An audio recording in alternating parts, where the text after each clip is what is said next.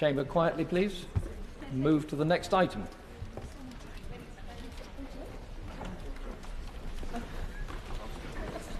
We now come to the statement on Storm Henk. Minister Robbie Moore. Thank you, Mr. Deputy Speaker. The heavy rainfall following Storm Henk has affected communities across the UK, with the worst impacts being seen widespread in the Midlands, including Leicestershire, Lincolnshire, Nottinghamshire and Northamptonshire, and in parts of the West Country, including Gloucestershire, Worcestershire and Warwickshire, and indeed in other areas. Parts of the country have had a month's worth of rain just in the last 4 days of January, and of course this rain falls on already saturated ground.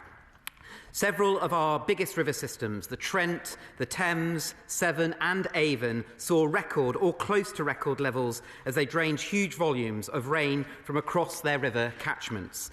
In the last few days, I have seen firsthand the devastating impacts flooding can have on local communities.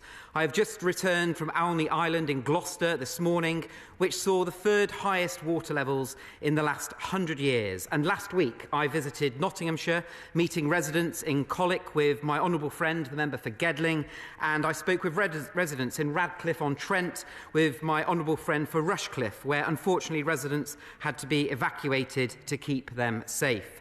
My thoughts are, of course, with all who have been impacted. Over the weekend, the Secretary of State visited flooded areas and flooded communities in Newark-on-Trent and Leicestershire, and together we met farmers in Lincolnshire to see firsthand the impacts of flooding in their area. We discussed what more could be done to support agricultural businesses to prevent flooding and minimise the impacts of flooding in the future.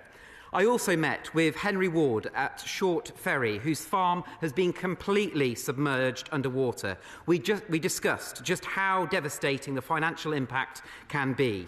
I also visited a primary school in Hayington, just south of Lincoln, that had been completely flooded, where together with the head teacher, the Environment Agency, Councillor Carrington and my honourable friend for Sleaford and North Hykeham, we discussed next steps to get the school reopened and get children back into their own classroom.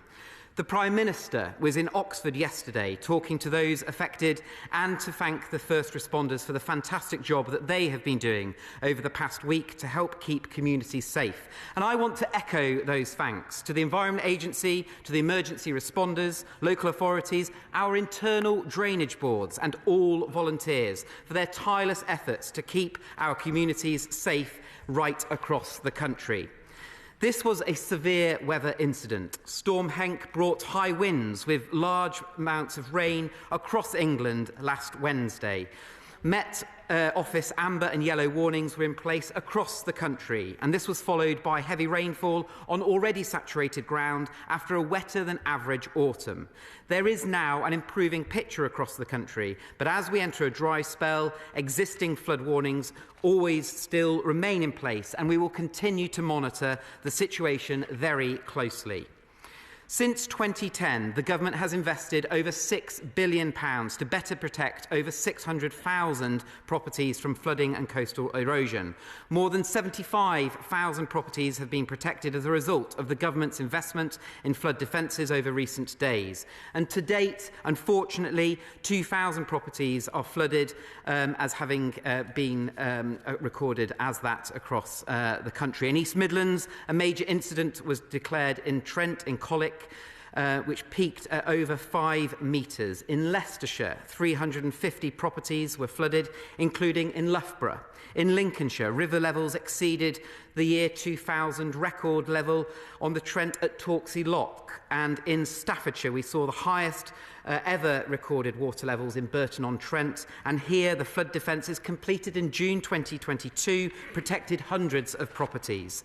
The Government began planning for the elevated flood risk as soon as the Met Office forecast indicated an unsettled period of weather over Christmas and the New Year. The Environment Agency started planning and preparing in the week before Christmas. River channels and trash screens were cleared to prepare watercourses for flooding, as well as continued work to repair assets following the damage from Storm Babette.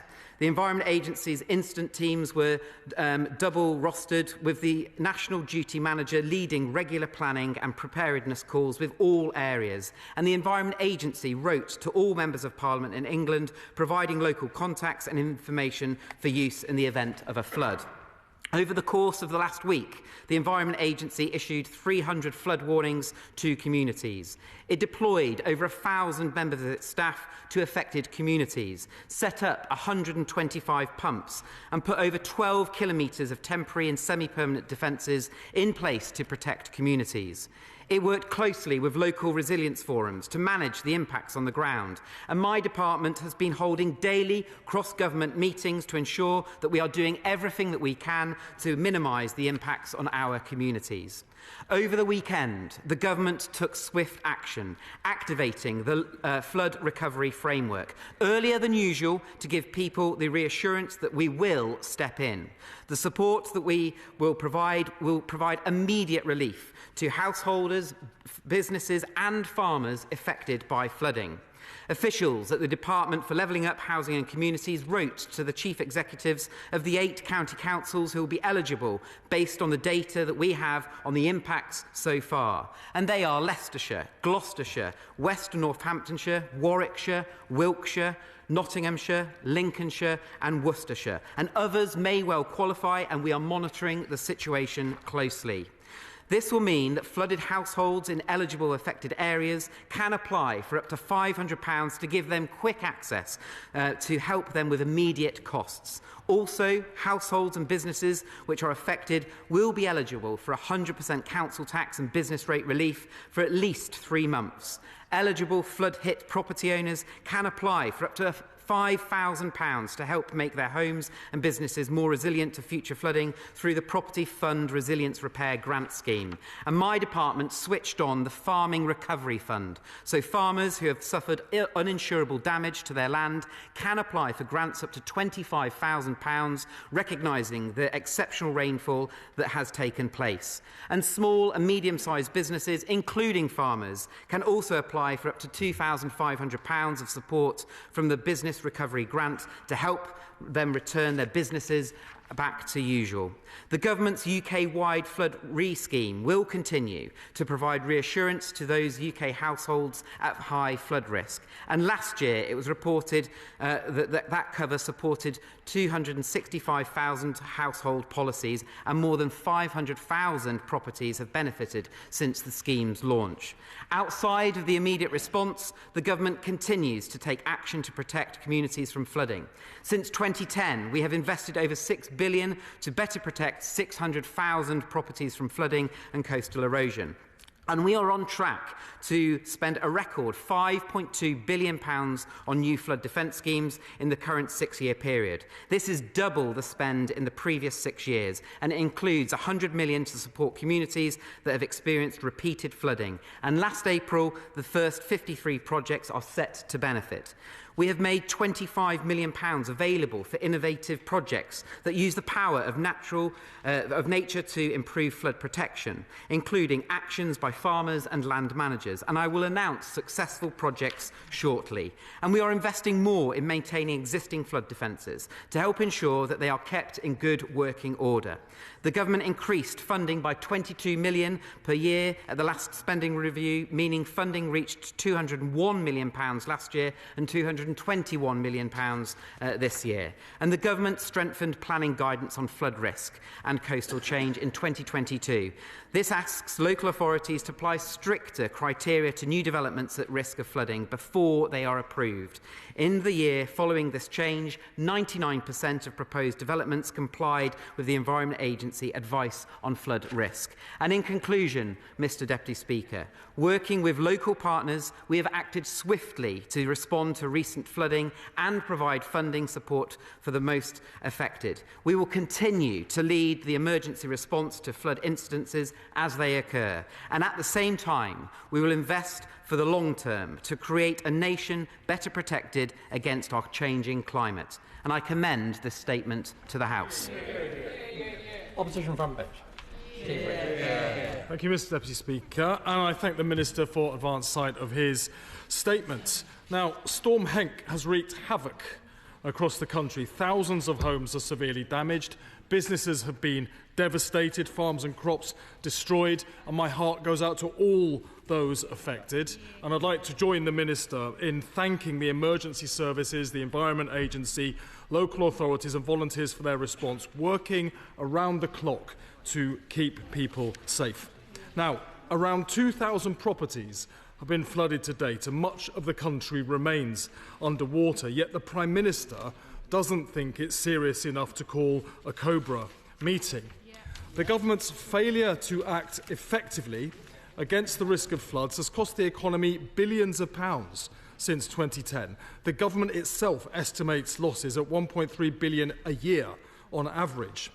With 1 in 6 homes now at risk of flooding, homeowners must be horrified that the government has done little more than stare out of the window and watch the rain come down, with the previous Secretary of State blaming it for coming down from the wrong direction. Now, while we can't stop the rain from falling, we can and we should do more to protect communities, businesses and farms from the devastation of flooding.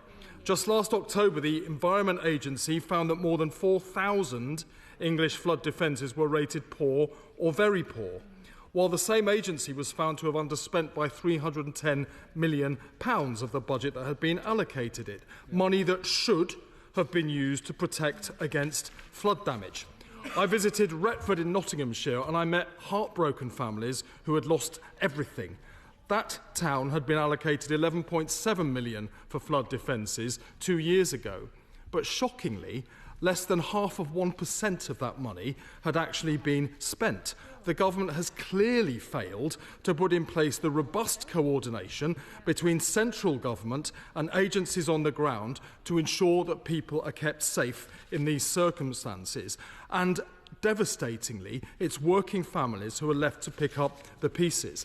Labour has proposed a Cobra-style flood resilience task force to make sure communities are protected. It would meet every winter ahead of the peak season for flooding to coordinate flood preparation between central government and agencies and local authorities on the ground, identifying areas most at risk, then making sure allocated funding is used to build flood defences, dig out drainage systems, dredge rivers and put in place natural flood management schemes such as planting more trees upstream to help the land hold more water. Enough of this government's sticking plaster politics.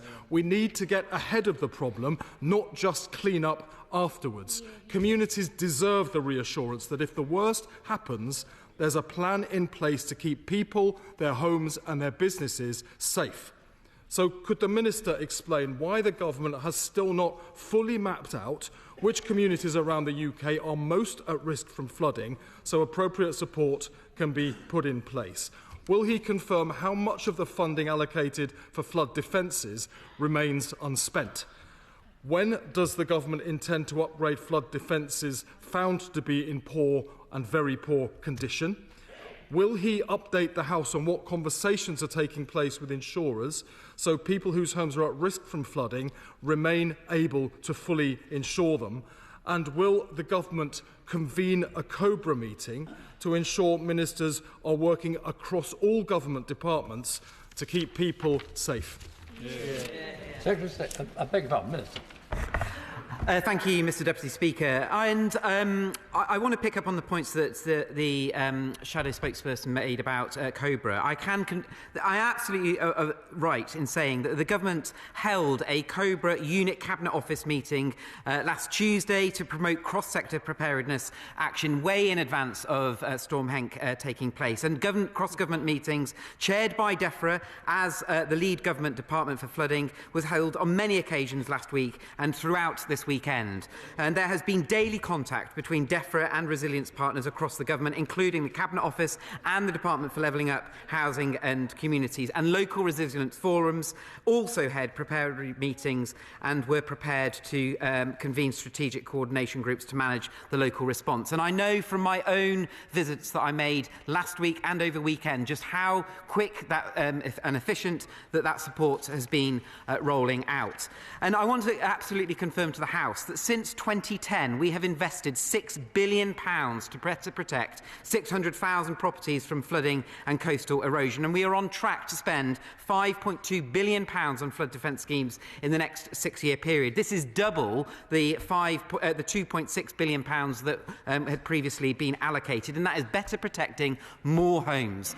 Storm Henk, over that period, 75,000 homes were better protected as a result of this government's infrastructure and investment that we had been put in place. And the opposition makes reference to planting trees. Well, this government goes absolutely further. We recognise that whilst planting trees is one part, a single part of the solution, we are going much further by doubling the amount of investment from £2.6 billion to £5.2 billion over the next spending review.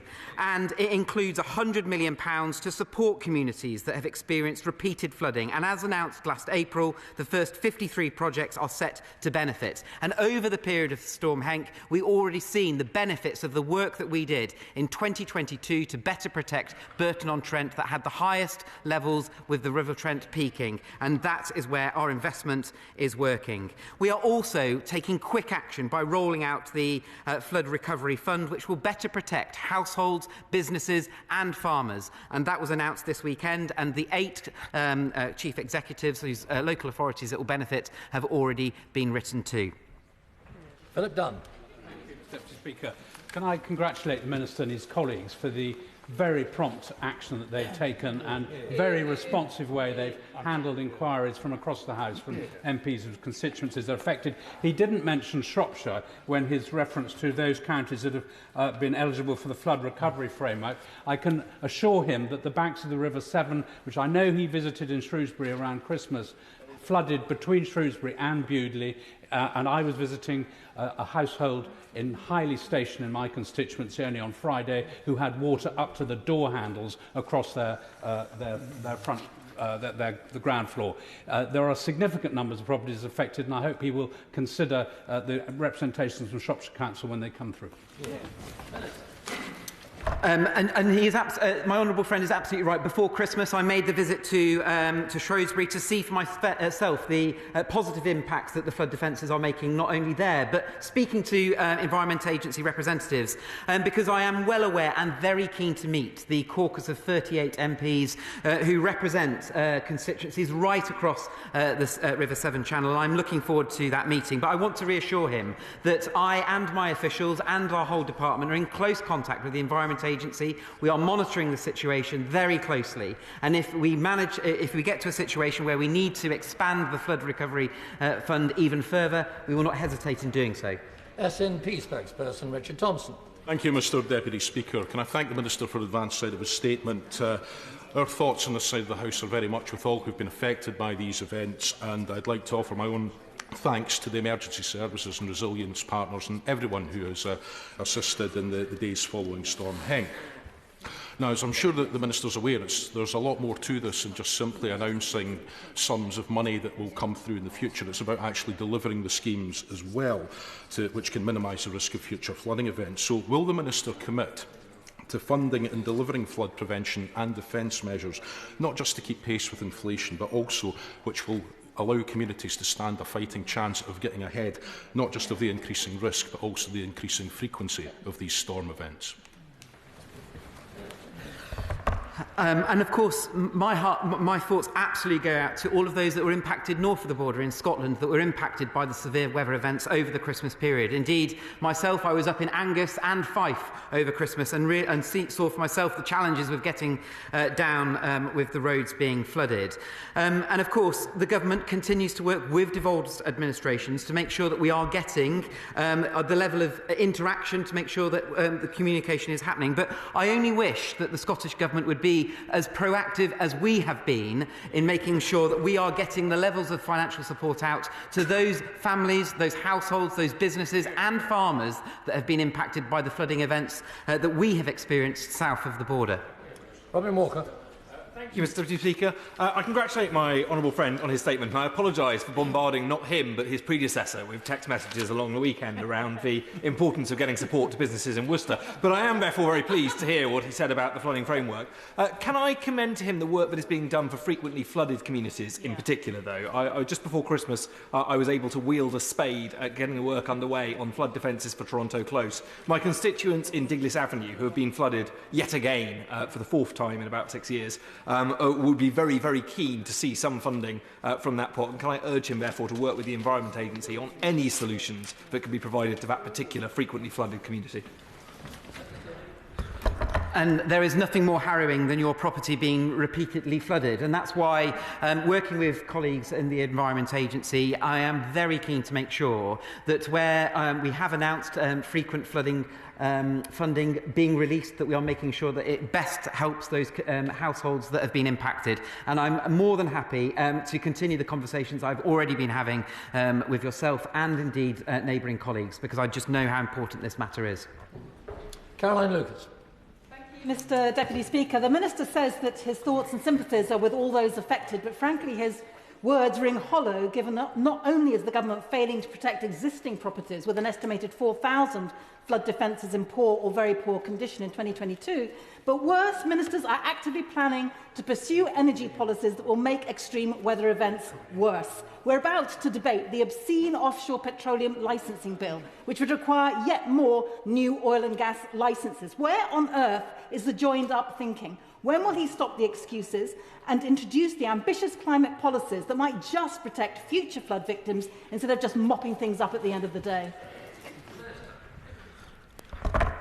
Back in 2010, 40% of all energy was produced from coal in this country, and now we're at 1%. This government is taking reducing our emissions incredibly seriously, and we are the first major economy to set a net zero target in law and have cut our emissions by 48% between 1990 and 2021. And coupled with that, we are taking more proactive measures with increasing the amount of funding that we are putting in to improving our flood resilience programmes, doubling the amount of funding from £2.6 billion to £5.2 billion to better protect more communities, more businesses and more homeowners that are being frequently flooded. Dr Neil Hudson. Thank you, Mr Deputy Speaker. Can I thank the Minister for his statement and for all his efforts, and the Secretary of State and DEFRA and across government for all their work in these challenging times. I pay tribute to the Environment Agency, the emergency services, local authorities and volunteer workers for all they do to keep people safe at this time. My honourable friend will know from us working together on the EFRA Select Committee, our Rural Mental Health Report talked about the impact on people's mental health when you have extreme weather events and flooding, both in terms of the anxiety of worrying about being flooded and then the trauma. Can my honourable friend reassure people across the country that people and communities will be supported when the blue lights leave and when the waters subside? I absolutely can, and I remember when I was a member of the Environment, Food and Rural Affairs Select Committee, we did a lot of work in producing that report, and it was very worthwhile working with yourself and others on that committee. And it is absolutely vital that the government not only pays close attention to the immediate impacts of flooding that is caused, but also provides that reassurance to homeowners, to businesses, to our farming community that have been impacted by flooding, that we also pay attention to the negative implications such as health and well-being, and I am absolutely keen to make sure that we deliver on the recommendations of that report. Andrew Gwynne.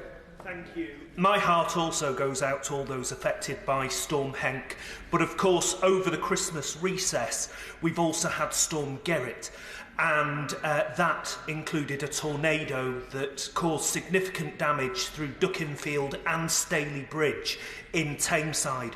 These are less freak weather incidents these days. Tameside as a borough has been affected by wildfires on the moors. It's been affected by floods in the River Tame, and also now by a tornado. So I want to ask the Minister this. What extra capacity is he, along with the Communities Department, putting into bolstering civil contingency and resilience in communities so that local government can better tackle these not-so-freak weather events?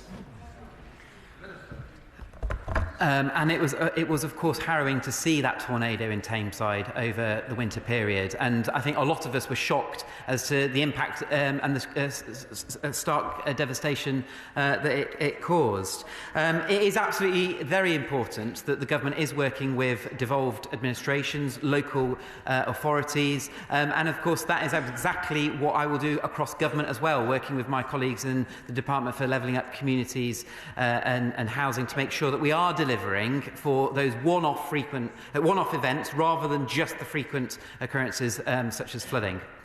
Sir Edward Leigh. I thank the Minister for visiting Short Ferry in my constituency, which has flooded several times. In conversations there with farmers I've had from recent years, they constantly say the same thing. They're fed up with the Environment Agency in recent decades not doing its job in clearing out the dikes so the water can escape. They seem to be prioritising preserving wildlife habitat rather than getting these dikes cleared. That's what they say, and they want proper compensation for floodplains as well. There is an NFU plan, and I have confidence the Minister will work with the NFU in getting this done right.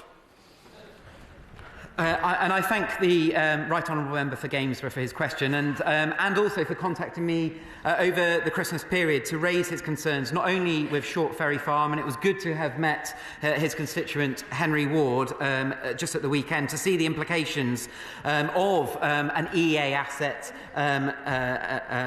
having the water flooding his farm. But also on that visit I saw that it was vegetation within the River Witham and the delphs that sit alongside it that do need attention, and I am absolutely minded, as he will know, to look at options that include dredging, that include removing vegetation within EA assets, so that we can make sure that we are delivering a better system for moving water further down the system more efficiently, that better protects our farming community. And I have already seen the report that's been put in front of me from the NFU, and I look forward to working with him and his Lincolnshire colleagues and the NFU to try and get some conclusion on that. Tim Farron. The Deputy Speaker.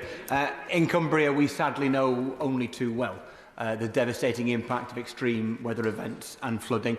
And so I and all of us in Cumbria stand in solidarity with those reeling from the impact of Storm Henk. I want to say something positive about the Minister's statements and replies and what he said about farming. The worry I have got, and I think many of us would have this, is that farmers are still systematically at the bottom of the priority list when it comes to tackling flood risk. I wonder if you would tell us how many farms, you can do it later if he finds that easier, but how many farms have received support for managing flood risk through countryside stewardship schemes? And in my own area, would he agree to direct the agencies of his department, the Marine Management Organisation, the Environment Agency and Natural England, to act swiftly to support the Leinster Farmers Group to secure action to tackle flooding that threatens their farms, livestock welfare, the Grange Golf Club and other local businesses by allowing the channel of the River Winster to flow as it should?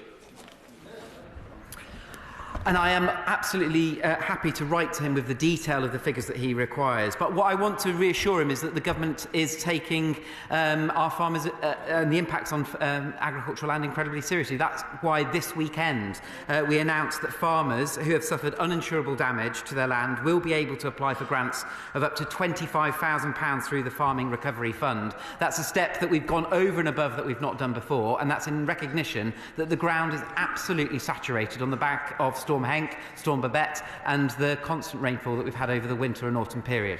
Alicia Cairns. Deputy Speaker, I've been out in our villages in Rutland, Leicestershire and nearby Lincolnshire, whether it be Whitwell, Oakham, Retford, Braceborough. We have had appalling flooding, people evacuated from their home, water up to our waist height, you name it, and boats out getting vehicles and animals and people to safety. My Rutland councillor Conservative had called for an urgent meeting of the council, but I'm very concerned that Rutland was not listed in the areas that we considered. Can my honourable friend confirm for me whether or not Rutland Council has submitted its data to the Environment Agency? Because if it has not, I'm gravely concerned that we're missing out on the urgent support we need. There is no doubt that Rutland should be in the priority list. And I thank my honourable friend for contacting me over the Christmas period to raise the concerns, the ongoing concerns that not only Storm Henk was having on her constituency, but the repeated rainfall that we have had. And of course, I will absolutely look and review all of the flooded areas over and above the 8 county council areas that have already been announced to make sure that we are reviewing any data, and if there is not data sufficiently coming to us, that we are getting it in good time so that everyone's, all businesses, householders and farmers are not missing out on funds that they could do if data is not being provided.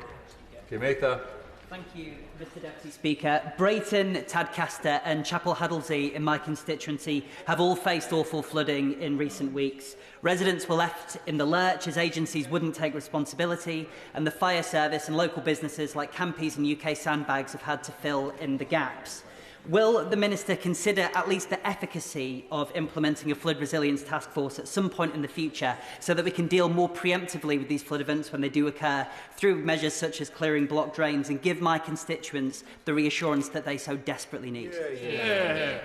Well, I thank the honourable member for Selby for his question, but what I want to reassure him is that we are already doing that. You know, the government is working very closely with our Environment Agency colleagues, with the local authorities, with our flood resilience forums to make sure that we are doing exactly what he is asking for. So the request is somewhat unneeded because we are already doing it. Lawrence Robertson. Mr Deputy Speaker, I'm sure that the Minister will sympathise with my constituents who have had their homes and their businesses flooded in the town of Tewkesbury, but also down the river at Sandhurst and Longford. It's been a desperate situation with road closures inconveniencing many people. Given that most of our problems tend to come from the fact that we are at the confluence of 2 main rivers, the Avon and the Severn, would the Minister have serious discussions with the Environment Agency about the potential benefits of river dredging? It's something that's talked about an awful lot, but I really do think it needs looking at very closely. And having been in Gloucestershire this morning, not too far from his constituency in Tewkesbury, I'm well aware of the challenges that his businesses, householders and indeed farmers are facing in his area. And I'm very open, I want to be absolutely clear to the House, of considering all options, whether it's dredging, whether it's looking at removing vegetation from our EA assets, because we must make sure that in addition to increasing the budget from 2.6 billion to 5.2 billion over the next financial period to better improve our flood resilience, that we are looking at all options to make sure that our farmers and those land that face crop loss are basically being impacted positively as a result of some different measures. Helen Morgan. Mr Deputy Speaker, now the Minister will be aware that the River Severn, before it gets to Shrewsbury, flows through North Shropshire, and we experience severe flooding every single year and have done for the last 3 or 4 years. This year actually not quite so bad, but I have 3 questions really for the Minister on this topic. One, what discussions has he had with his colleagues in Wales about managing the Upper Severn catchment and finalising the scheme to prevent some of that water coming downstream in the first place? 2, when it comes to surface water, the surface water flooding has been appalling actually over the last few weeks because the council doesn't have the money to clear the culverts and drains. What discussions has he had with DLUC about that? And finally, the Frequently Flooded Fund requires a certain critical number of homes in a community to be flooded in order for it to be eligible. Why is it not just available to every home that is frequently flooded? Here. Excellent. Just before Christmas, I made a visit to Shrewsbury and met with the member for Shrewsbury, and we discussed specifically with EA colleagues about a wider plan with the 38 members that form the River Severn catchment area about what we can do to better protect land both upstream and further downstream. And those conversations are happening, and I'm engaging with that. When it comes to frequent flooding, we were always making sure that we are best protecting as many homes and businesses as possible. And again, that is illustrated by the quick action that this government took at the weekend through announcing the flood recovery scheme. Thank you, Mr. Deputy Speaker. Thanks to a £10 million investment and a pledge to get Bewdley done, the eastern bank of the River Severn in the town of Bewdley, in my constituency, is receiving demountable and permanent flood defences. But the problem is, during the construction, the Environment Agency is unable to put up temporary defences in order to protect around 30 or so houses. We're very grateful in Wild Forest to be receiving the money that's coming in, but is there any more that can be done for those residences and properties that are being affected during the construction of much-needed flood defences? It's incredibly important that we are best protecting as many properties, businesses as possible, and I would welcome actually a conversation with him if he, in his constituency, knows of particular areas that need a little bit more focus. Working with the Environment Agency and his local authority, and indeed himself, and I'm sure neighbouring colleagues, I would love to look at a solution that we can put in place to better reassure his constituents. Sir Edwards. Thank you, Mr. Deputy Speaker. Last week, I tried to visit residents of Tamworth villages such as Harleston, Eddingale and Elford after the flooding of Storm Henk, and I could not get to certain places in my constituency to meet with them. One family had to stay overnight with family in Nottingham because they were unable to get home. These issues will only get worse each year as we face increasing challenges on the climate. Will the government confirm what budget has been confirmed for improving flood defences in my area, and when further flood defences will be built?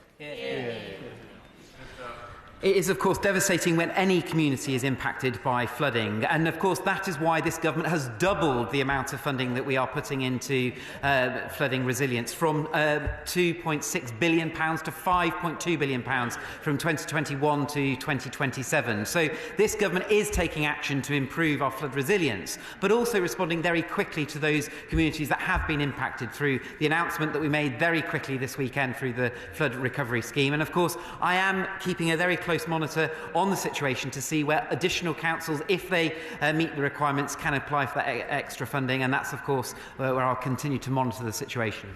James Sunderland. Mr. Speaker, the Minister will know that the Thames Valley is also affected by Storm Henk.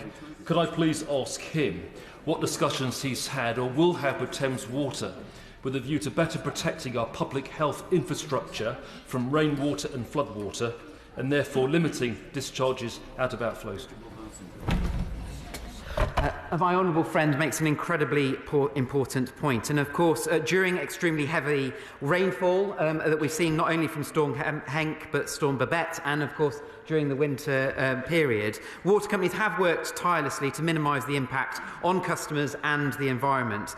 And while the sheer volume of rainfall has meant that some storm overflows have automatically activated, the government and the Environment Agency continue to monitor the situation extremely closely. But I also want to make the point that back in 2010, only 7% of storm overflows were monitored. We are now at 100% storm overflow monitoring, which gives us a better ability to be able to ensure that our resources are targeted where they are most needed. And that is the reassurance that I would like to provide him and the House.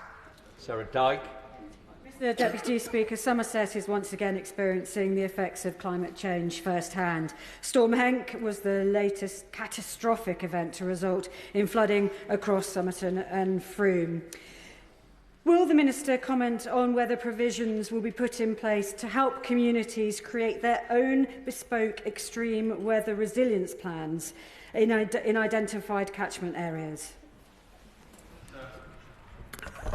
It's really important that all communities work incredibly close together. And on my visits this weekend and last weekend, I saw some great examples of local authorities working very closely with their communities. But the government is also taking action very quickly. We're working with the Environment Agency, with local authorities that have been impacted, and through the flood resilience forums. And that is where we're able to communicate as swiftly as possible to those communities that have been impacted. And that's where we've been able to make the decisions very quickly about making sure that we're rolling out support that is needed, likewise through the flood recovery scheme and flood recovery fund that this weekend.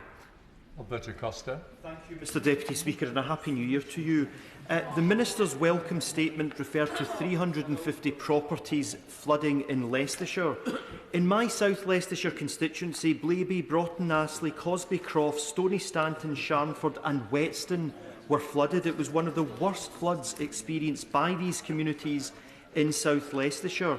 And I want to pay compliments to Blaby District Council and councillors Les Phillimore, Maggie Wright, Ben Taylor and Mike Shirley, to name just a few of them, for the work that they've been doing with local communities in respect of the flooding. Can I ask the Minister, will he write to me urgently to explain what government support are available to the villages that I've just mentioned? Well, I will not only write to my honourable friend, but I'm more than happy to have a meeting with him to discuss that. And it is excellent to see that his local councillors, such as Councillor Les Phillimore, are going above and beyond in the work that they're swiftly rolling out and having that interaction with their communities. And of course, I look forward to having a meeting shortly after to discuss what more we can do. Jim Shannon. Thank you, Mr Deputy Speaker. Can I thank the Minister very much for his statement, and always try to be constructive in my comments. The Secretary of State for Northern Ireland has made some provision for some of the worst floods in living memory. Recent heavy rains in Northern Ireland saw the need for flooding preventative measures such as sandbag provision under immense pressure. The seemingly increasing frequency of large storms, I believe, calls for a greater cross-departmental approach. So what discussions has the Minister had with the Secretary of State for Northern Ireland to increase the financial assistance for shops, for restaurants, for householders and farmers in Northern Ireland? Thank you. Well, of course, I work incredibly closely in the Department for Environment, Food and Rural Affairs with my colleagues in the Department for Levelling Up Housing and Communities. Indeed, the Minister for Local Government is sat next to me on the bench and we have regular conversations. But of course, in Northern Ireland, it is a devolved matter, but I'm sure we will continue to have conversations within the UK Government, but more than happy to share any knowledge or learning with all of the devolved administrations. Dr Carolyn Johnson. Thank you, Mr Deputy Speaker. Mr Deputy Speaker, homes, schools and fields across Sleaford and North Wycombe have been flooded, and I'd like to thank the Secretary of State, the Minister and the Chair of the Environment Agency for coming to see the damage for themselves this weekend and to talk to local farmers. One consistent message has been that the Internal Drainage Board is doing a good and cost-efficient job of clearing their waterways, and I'd like to put on record my thanks to them for that. But the other consistent message has been the Environment Agency is not doing the same. They are not clearing the vegetation and debris, and that is contributing to flooding. Will my right honourable friend consider giving the funding and the responsibility for the larger waterways to the IDB, who are doing such a great job to help protect my constituents? Minister. Well, it was fantastic to visit my honourable friend's constituency at the weekend, and I want to put on record my thanks to Jane Foggett from the Internal Drainage Boards. I want to commend actually the fantastic work that the Internal Drainage Boards do. They do, in certain circumstances, go above and beyond. But it is clearly noted at my end from Lincolnshire, which I know very well, that a different approach needs to be taken, and I am more than happy, as I made clear when I was on my visit, to review what needs to be done in terms of dredging, what needs to be done in terms of removing vegetation from Environment Agency assets and the DELF that we looked at, because it is important that not only are we protecting urban environments, but we are looking after our farming community as well and making sure that the land that they rely on to produce the crops that make us all eat the food that we want to eat is as best protected as possible. Leila Moran. Mr Deputy Speaker, barely any part of Oxford West and Abingdon wasn't affected by the floods. And it's not just the sobbing residents, it's also the chaos that it causes across the roads. The A34 was shut, the Abingdon Road was shut. Children couldn't get to Larkmead School in Abingdon. Now, the Environment Agency has been promising a comprehensive plan since we were flooded devastatingly in 2007.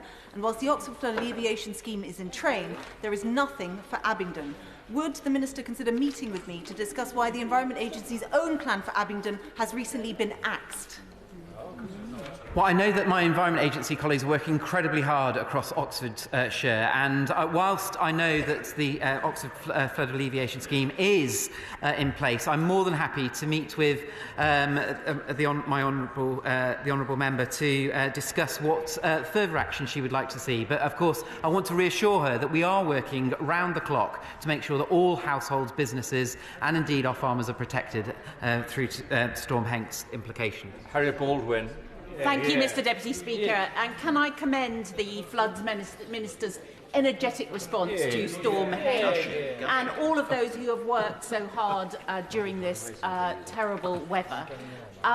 In West Worcestershire, over the years I've worked with his predecessors and the Environment Agency. We've delivered schemes in Upton-upon-Severn, in Kemsey, in Uckinghall, in Powick, in Pershore. His predecessor was kind enough to allocate money from the Frequently Flooded Communities Fund to the project in Severnstoke and Tenbury Wells. So will he work with me and the Environment Agency to make sure that those two important schemes are delivered during his tenure?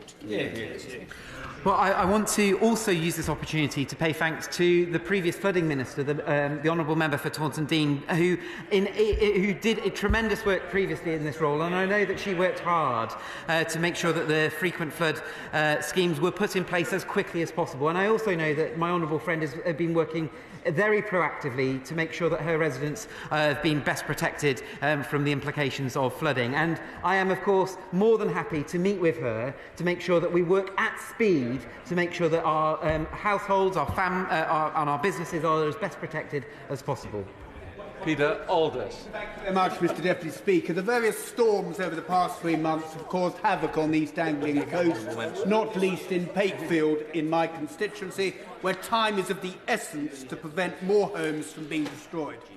However, this work is at risk of being delayed as it is being deemed as being urgent rather than an emergency.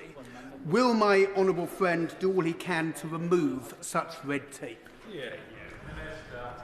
I'm always up for removing red tape where it is necessary, and I want to also commend my honourable friend for being a doughty champion of his constituents, because I think this is the 5th time that he has mentioned Pakefield to me, and not least securing an adjournment debate just before, or a Westminster Hall debate just before the Christmas period to discuss this very issue. And of course, as he knows, more than happy to have a more detailed conversation with him and his colleagues along the Norfolk and Suffolk coastline. Richard Graham.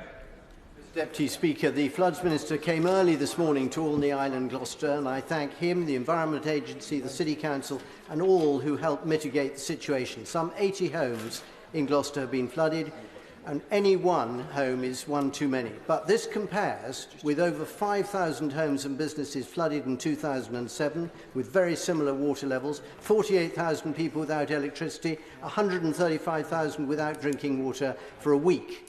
So, Mr Deputy Speaker, the huge investment put around the defences for Mythe Waterworks, Walham Substation, Horsbeer Brook, the Westgate Drainage Scheme and other aspects of the Conservative government's pit review have made a massive difference. Will my honourable friend commit to looking closely at the 7 partnerships proposals for a strategic new reservoir to hold back water in Wales in due course?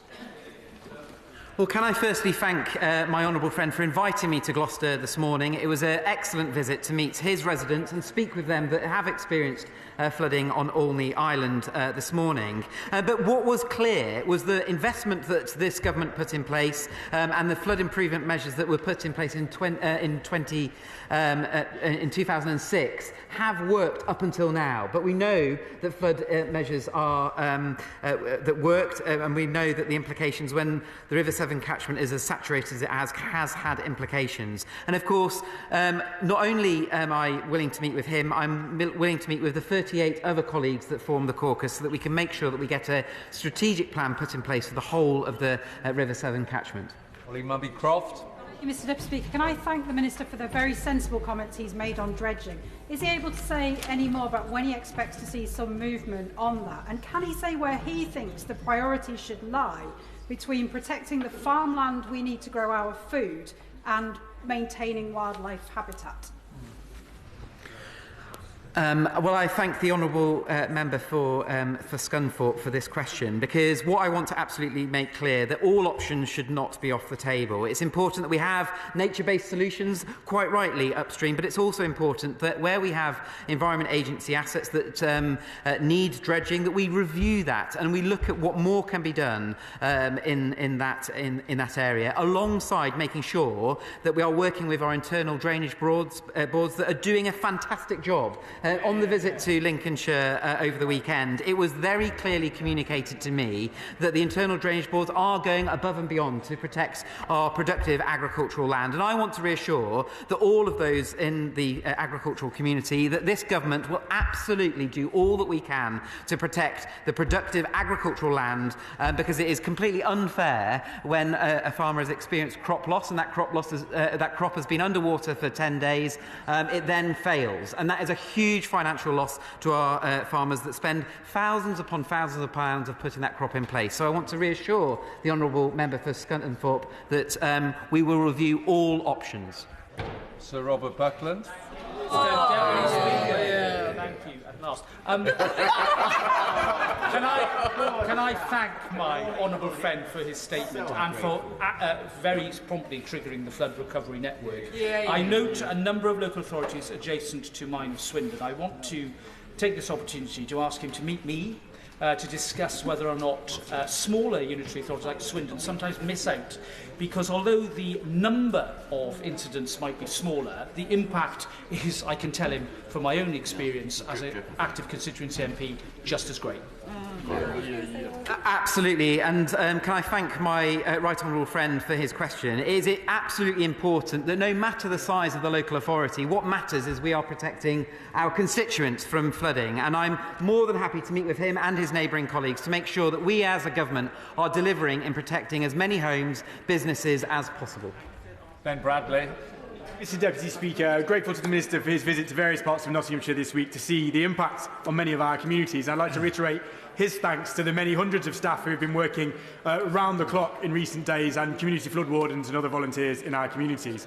He will have seen the impact on our infrastructure locally, and part of that recovery and prevention of future impacts of flooding is about reinstating and recovering that infrastructure, not least our roads, which have taken a massive hit in recent days. I see he's sat next to my colleague, the Minister for Local Government, our honourable friend. Could they have a conversation about how they might support local councils to reinstate that infrastructure, which will cost many millions of pounds? Well, it was a very worthwhile visit to Nottinghamshire and Nottingham at the weekend and at the end of last week to meet with his councillor team, who have been incredibly proactive in delivering for many of the communities across Nottinghamshire. It was important for me to visit Radcliffe-on-Trent, where I saw park homes that had been flooded and unfortunately had to be evacuated from their properties. I am absolutely, of course, willing to work with colleagues like the Minister for Local Government, and indeed him in his role, the honourable member in his role as leader of Nottinghamshire County Council, and others, to make sure that we are delivering as best as we can for those properties that are being impacted by flooding. Ian Stewart. Thank you, Mr Deputy Speaker. The recent flooding has caused significant disruption to parts of the National Rail network. Can I ask him to ask the Environment Agency to step up its work with Network Rail, better to identify the parts of the network that are vulnerable to flooding and put in place the necessary prevention work and resilience work? Good point. I will absolutely do that. It's incredibly important that people are able to get around as efficiently as they wish to. And of course, I'm well aware that many of our assets that are owned and managed by Network Rail have been impacted, not only through Storm Henk, but also Storm Babette. And I will, of course, ask the Environment Agency, as will I and other colleagues within DEFRA, to make sure that we are making sure that our assets are as best protected. And of course, I will also pick this up with colleagues in the Department for Transport. Finally but not least, Tobias Elwood. Thank you, Mr Deputy Speaker. Can I very much welcome the financial support for floods hit communities. Storm Henk has left its mark on Bournemouth with local flooding, but also damage to our roads in the form of potholes. And we know that if they're not repaired swiftly, they cause more damage to cars and bikes, and they cost more to repair in the long term. The good news is that Bournemouth, Christchurch and Poole Council have received £19 million to fix them. So the money is there, but the potholes are back. Would the Minister join with me in encouraging the Council to waste no further time in fixing them and not direct the money elsewhere? Well, when the money has been provided by central government, it is absolutely vital that all local authorities enact that money as quickly as possible. And I'd urge his Lib Dem Alliance local authority to use that money as swiftly as possible to make sure that his constituents are not negatively being impacted. I'd like to thank the Minister for his statement today. I mean, I've seen flooding firsthand in the Ribble Valley. I know how devastating it is for everybody affected. But if you could just stay for the point of order. Helen Morgan. Thank you very much, Mr Deputy Speaker. The Minister's referred frequently to a caucus of MPs who represent constituents along the River Severn. As the only non-Conservative, I am excluded from those meetings. And I wonder if Mr Deputy Speaker might advise me how to encourage my colleagues from the opposite benches to work more constructively and ensure that my residents... I am absolutely certain that the Minister heard her request today, and I'm sure that he will be in touch. Thank you very much.